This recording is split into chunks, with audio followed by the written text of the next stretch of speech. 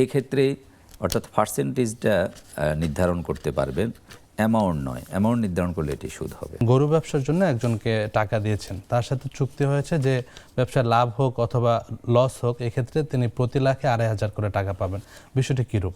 এটা সম্পূর্ণ সুদ, কারণ তিনি অ্যামাউন্ট কন্ট্রাক্ট করেছেন, এটা সুদ হবে। অর্থাৎ তার ব্যবসাটা হলো ব্যবসায়িক চুক্তি হয়নি, সুদের চুক্তি হয়েছে যে লাভ হোক লস হোক আপনি আমাকে মান্থলি ফিক্সড এত টাকা দিবেন।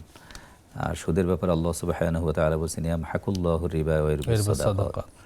সুদ কিন্তু বাহ্যিকভাবে বর্ধিত দেখা গেলেও তো ফাইনালি এটার ভালো ফলাফল বরকত থাকে না, এটি ক্ষতিকর।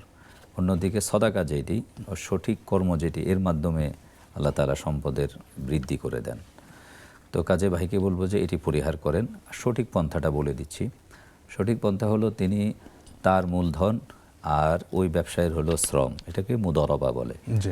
তিনি এইভাবে চুক্তি করবেন যে এখানে যে লাভটি হবে এত % আমাকে দিবেন, অ্যামাউন্ট না, পার্সেন্ট। অর্থাৎ 10% লাভ হলে আপনি আমাকে 2% দিবেন, 12% লাভ হলে আমাকে 3% দিবেন, কথার কথা।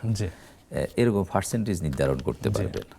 আর যদি লস হয় সেক্ষেত্রে লস তো বহন করতে হবে, ভাগাভাগি করে নেবেন। তবে রিস্কি জায়গায় বিনিয়োগ করবেন না, এটা আবার নিষেধ। তিনি আবার তার যেখানে মুদারাবা সিস্টেমে পুঁজিটা দিয়েছেন সেখানেও ব্যক্তিকে দেখতে হবে এবং তার ব্যবসাটা কিভাবে হচ্ছে সেটাও তিনি খেয়াল রাখবেন।